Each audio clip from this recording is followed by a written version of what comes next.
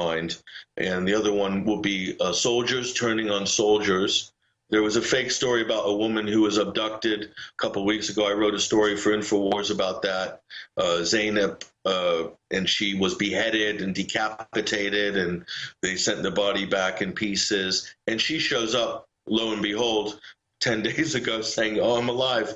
This isn't true," But that story was based. Once those memes get put into, slipped into the mainstream media and then into the consciousness of people in the West, you really, even if you've debunked them and shown them that they're completely true, that they stay, somehow they stay, and the impetus stays. Like the Iranian Saudi diplomat, Mexican Zeta assassination plot, even if it's completely debunked, even if they're shown that it's a total sham, Hillary Clinton is still running at the State Department, running with this thing. It's unbelievable. But these are the times we live in. It is a media war more than anything. It is an information war more than anything. And Syria is the key point of all this, because Syria shares a border with Israel, Iraq, Lebanon, Turkey, Jordan. And of course, Iran is tied directly to it as well, foreign policy-wise. Yeah, Iran is, and so is Hezbollah in Lebanon. So, and also the other thing is Syria traditionally is, and Syrians are, and there are a lot of Palestinians, expats living in Syria. You could be in the millions, okay, who used to be refugees or have repatriated to Syria. Syria is very pro-Palestine and very anti-Israel. And the other thing, they've been fighting over the Golan Heights for years. So if, Assad, like him or not, and I would say the same thing about Gaddafi. Gaddafi had to manage an incredible amount of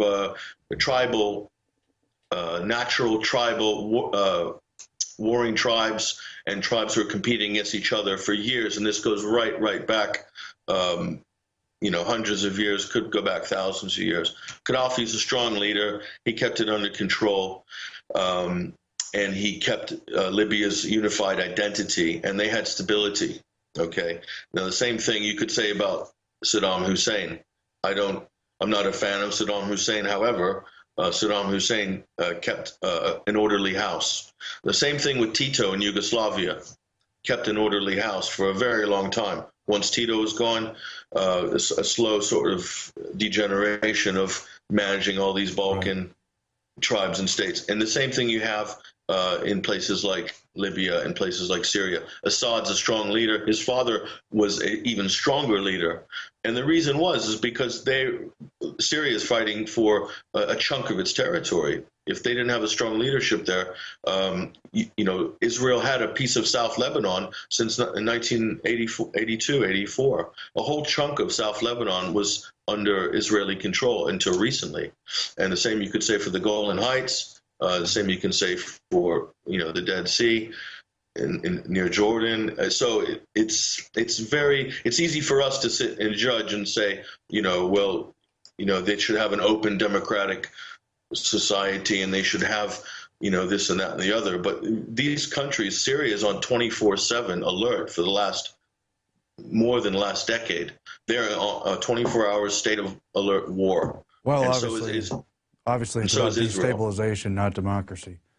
Yeah.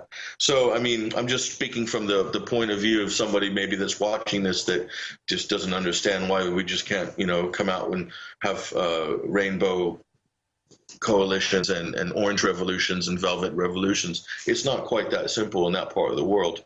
But you do have an incredible amount of provocateuring. You've got foundations who have National Endowment for Democracy. You've got Freedom House. You've got all these George Soros-backed organizations that have been involved in these Twitter revolutions, have taken people out of that country and trained them on a third-party soil to go back and to organize. Kissinger did the exact same thing in Chile. When Allende was president, they would take the management and the labor union leaders out of Chile and to put them on these and they would go back, and that would help turn the wheels of the overthrow of whatever democratic or stable regime was there. All right. And this. Well, I think we'll leave it there for now, Patrick. Obviously, there's a lot going on with the geopolitical situation, and we'll, of course, continue to check in with you as things develop, of course. And that is it for tonight's Infowars Nightly News. Alex Jones will be back tomorrow with more hard-hitting information. Until then, stay tuned, spread the word, and help support the Infowars Network and this broadcast. Thank you. Good night.